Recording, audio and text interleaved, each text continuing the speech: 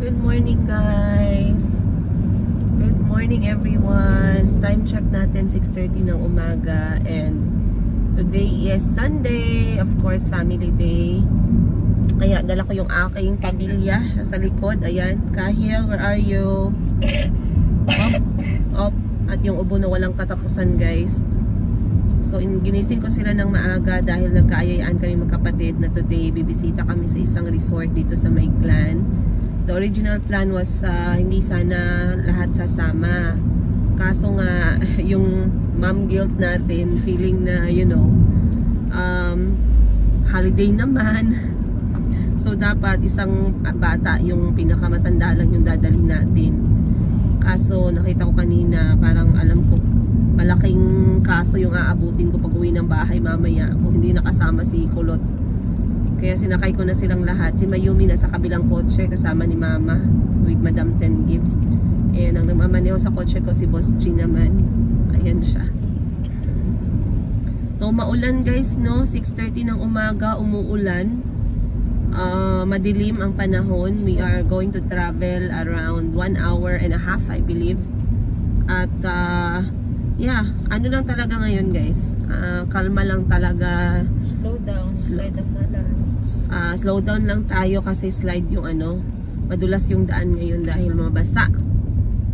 And then importante lang ma-expose yung mga bata ngayon sa nature, makapaglaro ng buhangin, makarinig ng waves ng dagat, makapaglaro sa isa't isa, walang screen. Ayan, very important, no?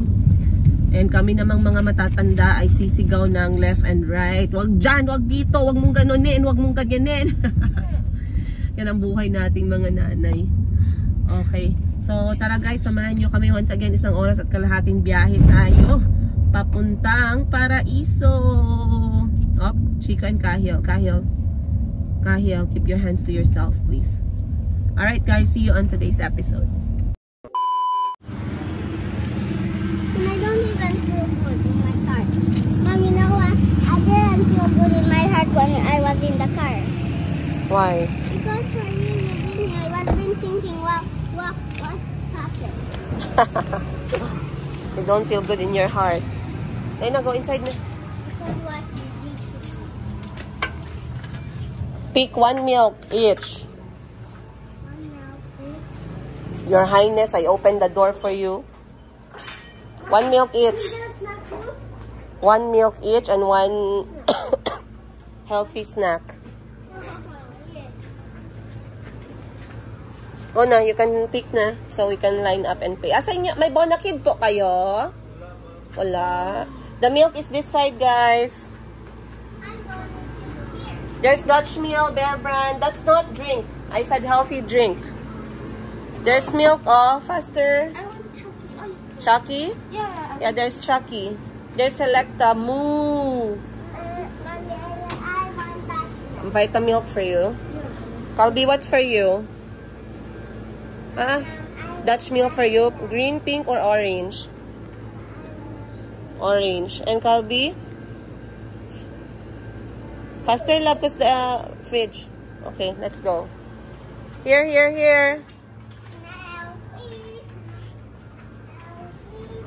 Yung mga bread ninyo na maliliit meron? Wala kayong tinapay? They don't have bread, Kahil. Let's go to a bakery. Let's pay muna kay Tita Wiwi. Already went up ahead. Come. Are, sir. Oo. A few more.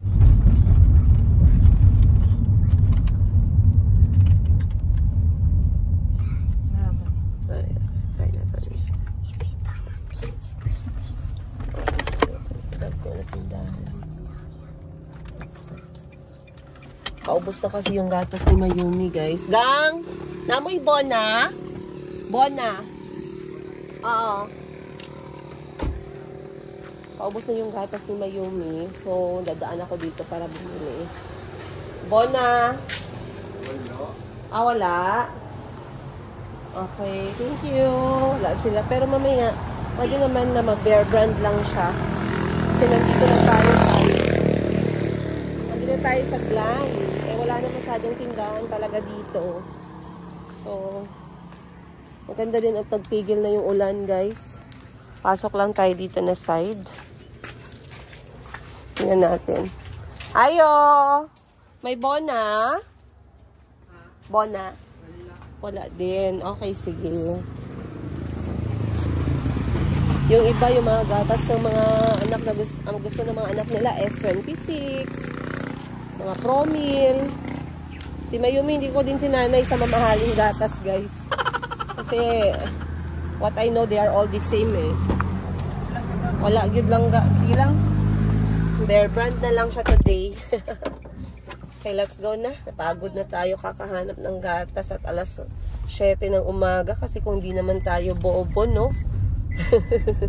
Dapat kagabi nagbili na ako ng gatas. So ayan na guys, sumikat na yung araw. And mas maganda kasi wala nang ulan.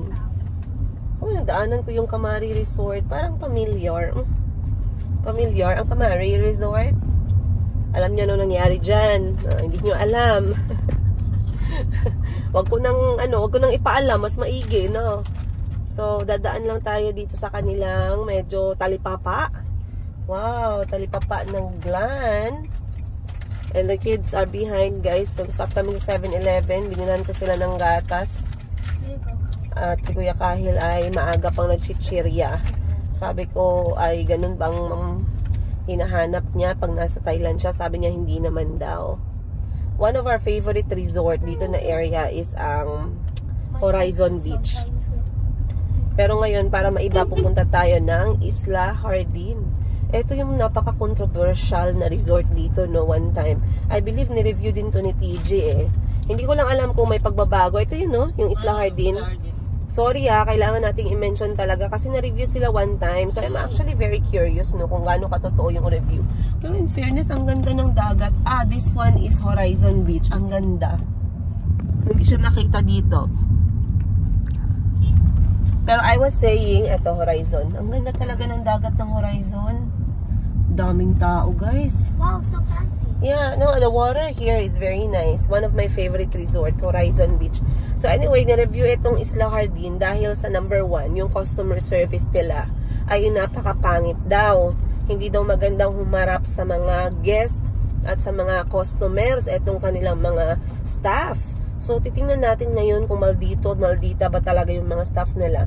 What I know, they are quite expensive kasi parang mahal yung kanilang entrance fee. Bukod sa mas malayo sila, though they are boasting their amenities. And marami din yung controversial na ang ganda daw sa video nung pinakita nila yung kanilang bagong pool. Pero nung pinuntahan na daw ng mga content creator, ng mga ibang, mga customer, ay pangit daw yung pool, malumot-lumot. So, titingnan natin ngayon kung mabibigyan ba ng hustisya, no? Kung maganda ba talaga katulad ng picture, binago na ba nila, maayos na pa yung service, tinanggal na ba sa trabaho yung mga hindi marunong ng customer service. Kasi when it comes to customer service talaga. When it comes to customer service, it's a key factor. And I always tell my staff the same thing. And I always tell them, humility is always our direction as service provider or as sellers. So, si Miss Giselle, lagi ko siyang, kahit minsan napipiko naman kami, nagagalit naman kami sa customer, meron naman kami mga customer na matel-matel, pero talagang sinasabihan ko si 3 kilometers away na lang tayo to Isla Hardin Del Mar. Sinasabihan ko si Miss Giselle, ako din meron ako mga ganun na episode, pero if you are humble, if you choose to be humble or choose to be calm, most of the time it results, it has better ending or better results compared to when you are hot-headed or not patient. So mas maganda, mas malaki yung chance na nasa-settle ng maayos yung issue or problema kapag pinili mo yung pagiging humble or pakumbaba. Okay? So that is for the boutique. But it's also very important as service provider sa laundry shop naman.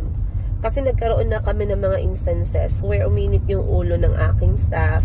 uminit din ang ulo ng customer, nagkataasan sila ng boses. So that is really not good, guys. Okay, hindi yun maganda. So, regardless, kasi hindi ko naman ma-blame yung staff sometimes kasi tao lang din sila, nagagalit. Ako din naman, meron akong ganong mga episode. Pero, tinatry ko talaga silang pakinggan at intindihin. Pero yung end game talaga, na lagi kong tinuturo sa kanila. Unless, you know, if something is out of their control or they can feel that nagagalit na sila, pwede naman nilang ipasa sa akin. Kasi at least ako, yung hindi ko nakita talaga yung scenario, I will choose to listen and keep quiet and calm. Sila kasi pag nasa scenario ka, talagang ikaw yung tumanggap ng ganitong klaseng pag-uugali from someone, sobrang mainit yung ulo mo, emotional ka, diba? So, nire-remind ko si Ate Hana na ate, regardless kung ganito, ganyan, yung customer natin, always choose to keep quiet. Just listen. Kasi mas malaki yung chance na masosolve yung problema kapag makikinig ka lang. After mong makinig, mag-move tayo sa solusyon. So, tingnan natin dito kung may bonus sila. Last na talaga to, guys. Wait lang.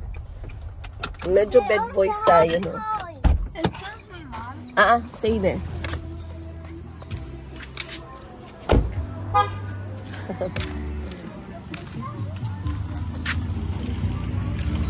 Thank you for joining. Check natin dito. Ate, may bona kayo? Ay, may bona. Wala. Wala. So, entrance na to ng ng Isla Jardín del Mar. Pero wala silang bona. May bona kayo? Wala. Okay lang po. Sa Centro dito, no? Okay lang po. Thank you po. Magkano tong fish? 3.5. Isa, pabili dalawa po.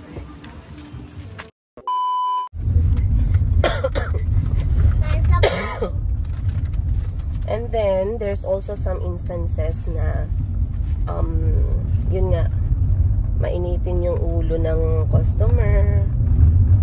Tapos, medyo, gusto ko kasi din sa staff, hindi rin yung talagang, yung marunong ding sumagot, pero sa tama, yung pagsagot.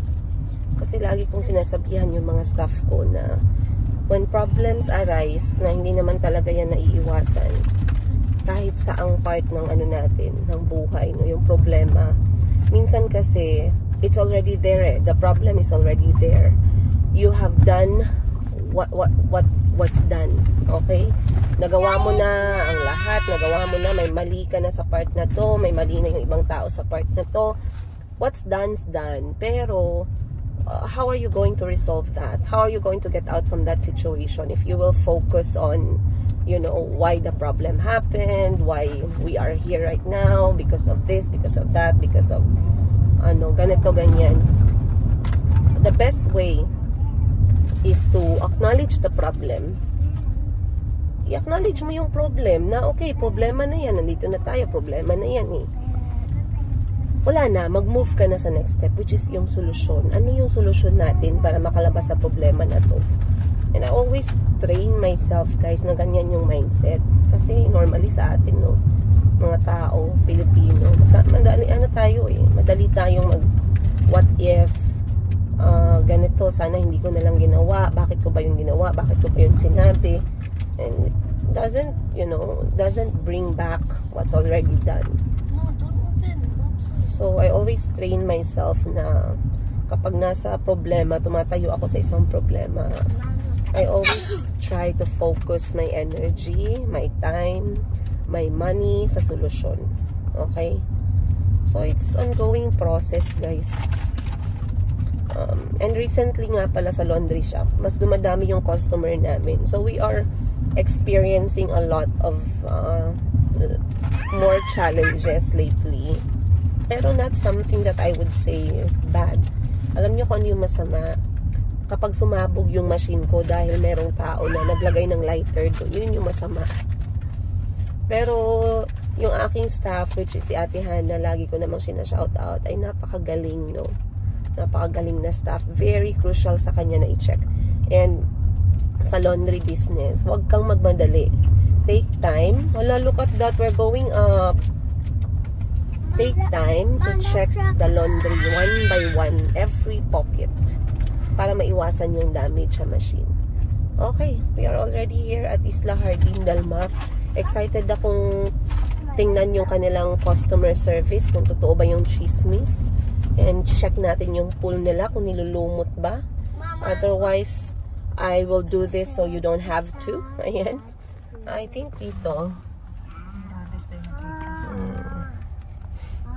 Dito tayo dapat. So, let's open our window. So, Isla Jardín is a big place, you guys. Ito na yung start ng kanilang area.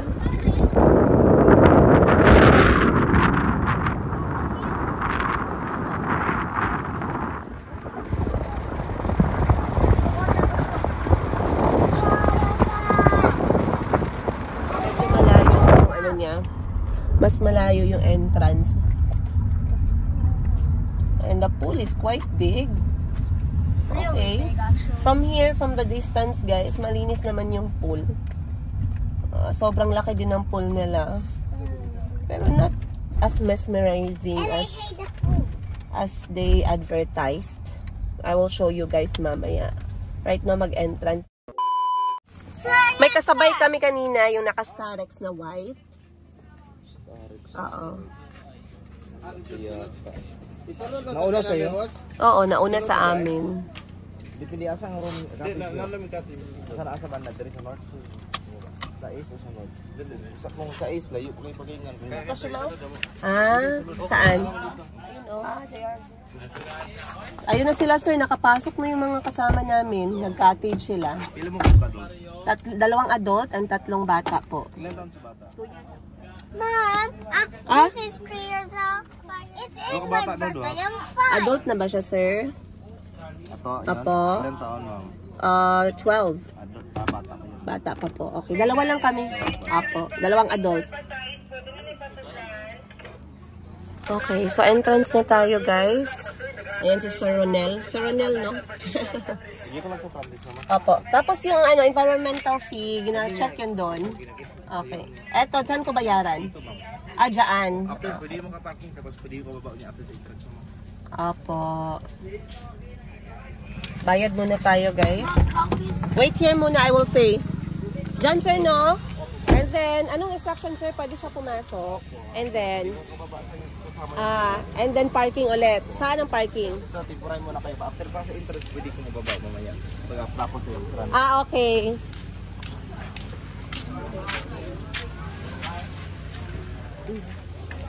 Mama! Ma! Magbayad pa, me. Ha? Water?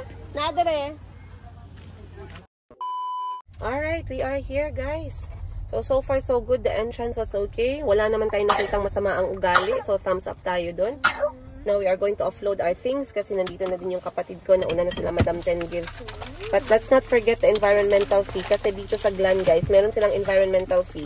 And in fact, this made a lot of people angry, no? Kasi ang mahal. 50 pesos per person yung environmental fee nila. So, aawakan natin. Later. Wow, they look so nice. It's like a real Spider-Man. Papa, let's go to the cottage. Come on. Halbi Chico dito, oh. Wow. Picturean ta ka daragang. Wait lang, Tito Jinjin, take photo. 1, 2, 3.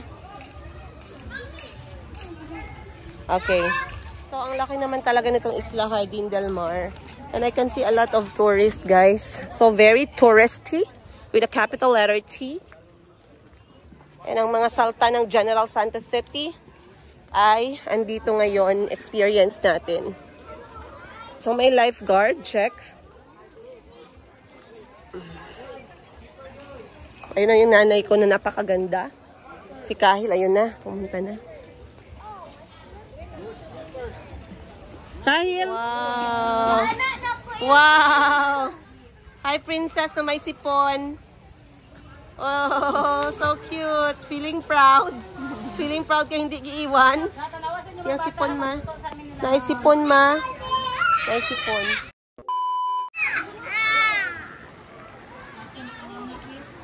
Okay, so andito lang tayo sa gilid guys. Ang maganda, yung gilid nila is for the children. Nilagyan nila ng atip. So lahat ng may atip sa gilid are for kids yung lalim niya. Nasa ano lang, nasa around 1.5 ano lang. 1.5 meter. Tama ba?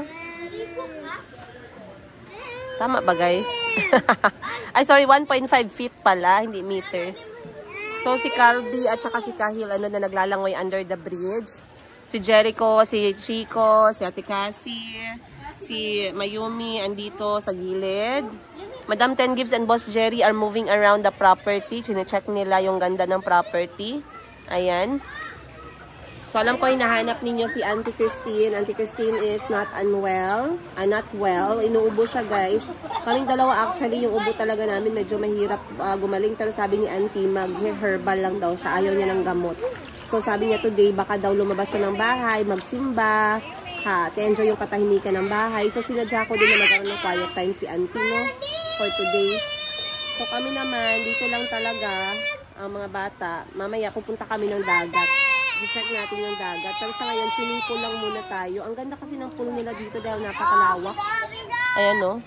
Tsaka ang daming tao, may namit nga tayo yung subscriber natin kanina na buong family no. Napakagaling, from Marbel naman sila. Gusto kong kumuha ng picture ng mga bata kasi medyo malayo yung iba. Ayan. To provide babies, I guess. Do you like it here? Do you like here? It's just like you're in the beach because the water is salty. The water is more salty.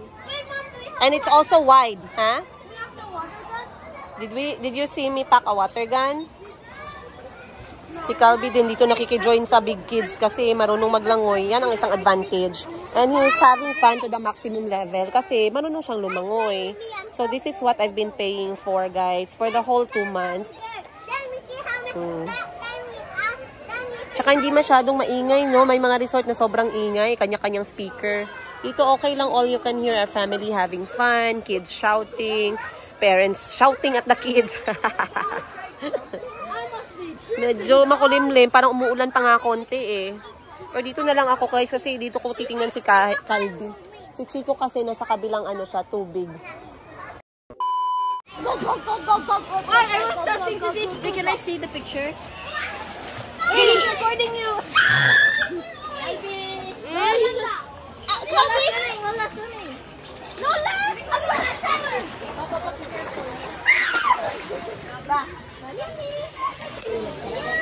Calby, no! Alright guys, so ako'y magto-toilet muna. I-check din natin yung toilet nila if maganda ba.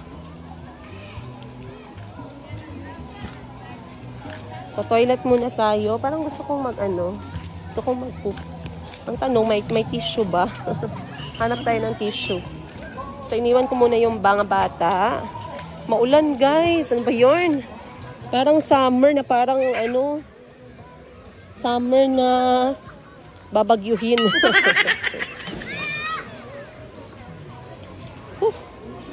Ang lamig. Chick. A few moments. Okay, it's cold. We walk lang. Tara. Jericho is pupuwing man. Laki din ang toilet nila guys. Isla Jardín del Mar. Yan. Ang daming shower room. Tapos sa loob ng shower room nila parang maganda yung kanyang design. Ayan o, mabato. Then meron siyang waiting area or lagayan ng gamit. In fairness ha, napakaganda ng layout niya. Then dito na side toilet. Ang daming toilet oh. Then ang laki din ng salamin nila. So, once again, Isla Jardín del Mar. Mayumi! Palingi siya, mama. Mayumi! Lakad kami sa dagat. Mayumi!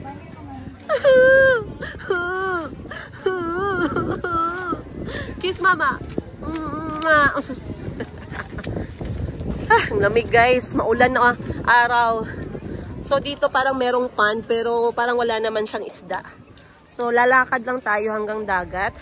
Kami ng mga bata. Sasamahan namin silang magkuha ng shell. Kasi halos half day sila dito sa dagat / pool. Kasi yung tubig dito sa pool, pinump siya galing sa dagat. Ano ba? Ang dami kong sinabing dagat. Dito tayo. And years later. Tulog na tulog sila. Time check guys, 2:30 ng hapon. Malayo pa kasi yung biyahe namin, kaya sinigurado namin na makaalis na kami ng ng Isla Jardín del Mar before 3 p.m. Not later than 3. Para makaabot kami sa bahay before 5 p.m. So sobrang naman, no worth it. Hindi tayo masyado nakapag-vlog kasi maulan-ulan guys. Pero nag-enjoy naman ang lahat. So I'm glad to say na ang ganda ng Isla Jardín del Mar. I would say worth it yung entrance fee nila na 100 pesos para sa mga bata at 150 para sa adult. Ang kanilang cottage ay nasa 1,400 pesos during day tour. So pag day tour hanggang alas 5 lang ng hapon. Ang kanilang pool ay tubig dagat, pinapump nila at saka finifilter from the beach. So para ka na rin nasa dagat at napakalawak ng pool. I love the part na meron silang pambata na side at meron silang yung standard na na depth, which is 4.5 meters. Ay, tama ba? 4.5 feet. Ano ba na? Nalilito ako lagi. 4.5 feet pala pag meters. Parang nalumos na tayo nun But nagustuhan ko yun. Ayoko yung biglang lumalalim guys na mga pool. I don't like that one.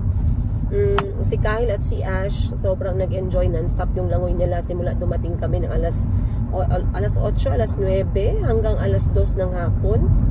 11, 12, 1, 2, that's 5 hours. Si Calby ganun din. Si Chico naman nag-enjoy siya sa gilid, hindi siya masyadong naglano sa tubig kasi may fear pa si Chico. The beach area is also very nice, by the way. Napakaganda, napakakalmado. At kukunti lang yung tao sa dagat kasi mostly nagustuhan nila dun sa pool. Pero ang ganda ng white sand, napakaganda ng feeling ng mga bato-bato, mga shells, mga rocks, and clear ng tubig. Then sa food, hindi kami nag-order kasi nagbaon kami, so I don't know how the food tastes like, pati yung presyo. Pero it looks like people are really enjoying naman the service kasi ang daming ng tao, maybe dahil holiday. But overall, it was worth it. The travel, 1.5 hours travel going to Isla Jardín del Mar from General Santos City, ay worth it for us, I would say. 2 kotse kami, sa isang kotse van, marami sila doon, sila Madam Tengib, si Mama, si Madam Bibi, si Boss Jerry, yung driver, at saka si mga bata, si Jericho, si Ashley, si Muning, si Ate Aiko, tsaka yung anak niya, nasawa niya. And then here sa kotse ko naman si Kahil, mga bata, ako, tsaka si Boss Jean, which is seated lang and comfortable. Kita nyo, pagod na pagod yung mga anak ko, wala pang 3 minutes nakatulog na sila. Ang ganda ng rice field dito. But yeah, worth it. Thumbs up. Ang ganda niya. I would suggest if you would like it to be more budget, no? Kasi other than the environmental fee na babayaran ninyo, entrance fee, at saka yung cottage ninyo, you can even spend for food. So kung gusto ninyo na wag masyadong magastos sa food, may core cage naman sila, pero this time nag-promo yata sila na 300 pesos sa core cage. Unlimited food na yun, tsaka drinks. So nagbitbit talaga kami ng sariling food, drinks. Sa drinks, meron kaming water, meron kaming 1.5, at saka yung mga adult drinks na para kay Boss Jerry tsaka sa staff niya. Then for the food, we did Sangyup inspired. Nagdala kami ng lutuang 2 guys for the meat, squid balls, mushrooms. Then for breakfast, naluto na siya galing sa bahay, itlog, pritong manok, tsaka kanin, and hotdog, tsaka noodles. So sobrang worth it na, hindi na gumastos sa food talaga. Travel time, I already shared that, 1.5 hours going, 1.5 hours back. Normally, no, nakikita ko yung mga bata pag nasa pool, gustong pumunta ng dagat. Pero ngayon lang ako nakakita na yung mga bata tumagal talaga sa pool. Siguro dahil parang dagat na rin yung feeling, dahil nga maalat yung water and yung feeling ng tubig warm. Malamig pa yung tubig ulan. Ayan. So, pauwi na kami guys. I believe around before 4 p.m. nasa bahay na kami, inshallah. And magpapahinga na kami dahil nga tomorrow is Monday. Magtatrabaho ulit tayo. But I'll see you more on today's episode.